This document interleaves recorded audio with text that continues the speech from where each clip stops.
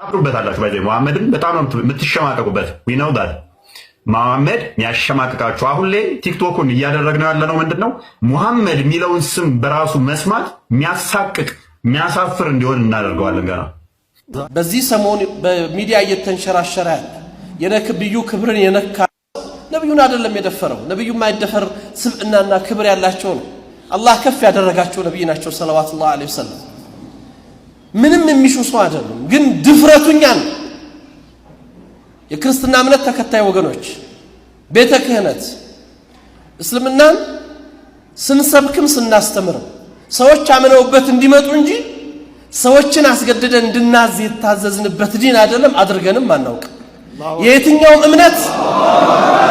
የየትኛውም እምነት ክብር እንዲነካ አንፈልግም። ያም የታዘዝነው በቁርአን ላይ ነው። አላህ የሌሎችን እምነት አትሳደቡ እምነታችሁን ታሰድባላችሁና ጌታችሁን ታሰድባላችሁ ስላለ ይሄንን እናናደርግም። ሰዎች በአስተምሮት ይጥሩ፣ ይስበኩ፣ አደባባዩን ይቆጣጠሩ፣ ችግር የለብንም። ሐቅ ያለው ሜዳው ላይ ይውጣ።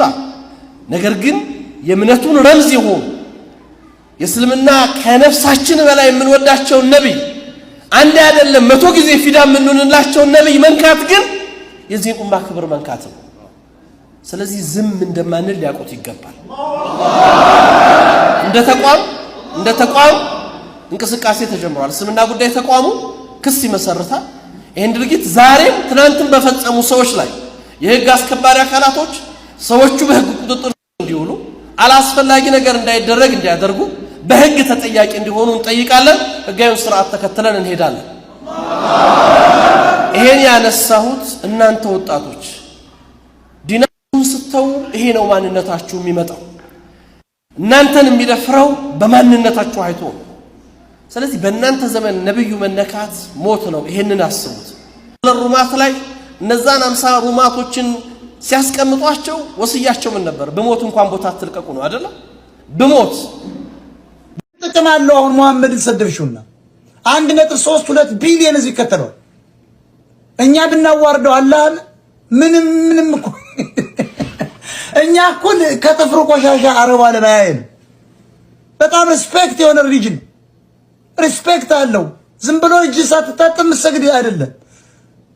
መቀመጫ ታጥቦ ነው ወንድም የምትቀርበው። መቀመጫ እንኳ ሳይጸዳ መስገዳችን ቆሻሻ ነው።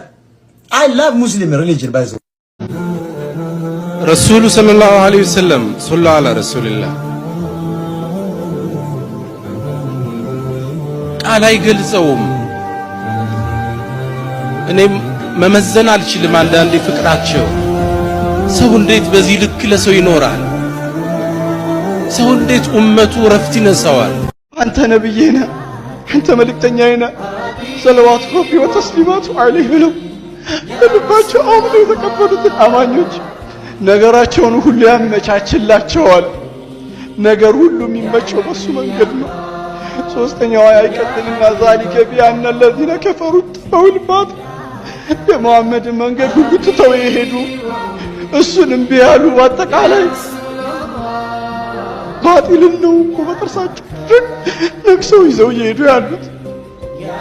መዳን እኮ በማንም የለም በመሐመድ መንገድ ቢሆን እንጂ አለይሂ ሰላቱ ወሰላም ሰለላሁ ዐለይሂ ነብይ ቤት መንገድ የለም።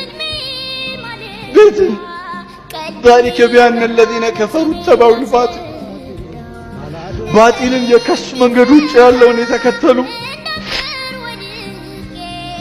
ምንድነው መጨረሻቸው? ذلك بأن الذين كفروا اتبعوا ማርያምን ምዬ ነግራችኋለሁ። ነብዩ መሐመድ ሰለላሁ ዐለይሂ ወሰለም ለሙስሊም እህትና ወንድሞቼ በምድር ካላቸው ነገሮች ሁላ የላቁ የገዘፉና የተከበሩ እንዲሁም ማይነኩ ውድ ነብያቸው ናቸው። ተነግሮኝ እንዳይመስል ኖሬ ያውቀዋለሁ። የቃሲም ልጅ ነኝ። ቢመርህም ሂስህን ዋጠው አከተመ። በዚህ ሰሞን በሚዲያ እየተንሸራሸረ ያለ የነብዩ ክብርን የነካ ነብዩን አይደለም የደፈረው። ነብዩ የማይደፈር ስብዕናና ክብር ያላቸው ነው። አላህ ከፍ ያደረጋቸው ነብይ ናቸው ሰለላሁ ዐለይሂ ወሰለም። ምንም የሚሹ ሰው አይደሉም። ግን ድፍረቱኛን የክርስትና እምነት ተከታይ ወገኖች ቤተ ክህነት እስልምናን ስንሰብክም ስናስተምርም ሰዎች አምነውበት እንዲመጡ እንጂ ሰዎችን አስገድደን እንድናዝ የታዘዝንበት ዲን አይደለም። አድርገንም አናውቅ። የትኛውም እምነት ክብር እንዲነካ አንፈልግም። ያም የታዘዝነው በቁርአን ላይ ነው። አላህ የሌሎችን እምነት አትሳደቡ እምነታችሁን ታሰድባላችሁና ጌታችሁን ታሰድባላችሁ ስላለ ይሄንን እናናደርግም። ሰዎች በአስተምሮት ይጥሩ፣ ይስበኩ፣ አደባባዩን ይቆጣጠሩ፣ ችግር የለብንም። ሐቅ ያለው ሜዳው ላይ ይውጣ። ነገር ግን የእምነቱን ረምዝ ይሁን የእስልምና ከነፍሳችን በላይ የምንወዳቸው ነብይ አንድ አይደለም 100 ጊዜ ፊዳ የምንሆንላቸው ነብይ መንካት ግን የዚህ ኡማ ክብር መንካት ነው። ስለዚህ ዝም እንደማንል ሊያውቁት ይገባል። እንደ ተቋም እንቅስቃሴ ተጀምሯል። እስልምና ጉዳይ ተቋሙ ክስ ይመሰርታል። ይሄን ድርጊት ዛሬም ትናንትም በፈጸሙ ሰዎች ላይ የህግ አስከባሪ አካላቶች ሰዎቹ በህግ ቁጥጥር እንዲውሉ አላስፈላጊ ነገር እንዳይደረግ እንዲያደርጉ በህግ ተጠያቂ እንዲሆኑ እንጠይቃለን። ህጋዊውን ስርዓት ተከትለን እንሄዳለን። ይሄን ያነሳሁት እናንተ ወጣቶች ዲናችሁን ስተው ይሄ ነው ማንነታችሁ የሚመጣው። እናንተን የሚደፍረው በማንነታችሁ አይቶ ነው። ስለዚህ በእናንተ ዘመን ነብዩ መነካት ሞት ነው። ይሄንን አስቡት። ለሩማት ላይ እነዛን 50 ሩማቶችን ሲያስቀምጧቸው ወስያቸው ምን ነበር? በሞት እንኳን ቦታ አትልቀቁ ነው አይደል? በሞት ማርያምን ምዬ ነግራችኋለሁ። ነብዩ መሐመድ ሰለላሁ ዐለይሂ ወሰለም ለሙስሊም እህትና ወንድሞቼ በምድር ካላቸው ነገሮች ሁላ የላቁ የገዘፉና የተከበሩ እንዲሁም ማይነኩ ውድ ነብያቸው ናቸው። ተነግሮኝ እንዳይመስል ኖር ያውቀዋለሁ። የቃሲም ልጅ ነኝ።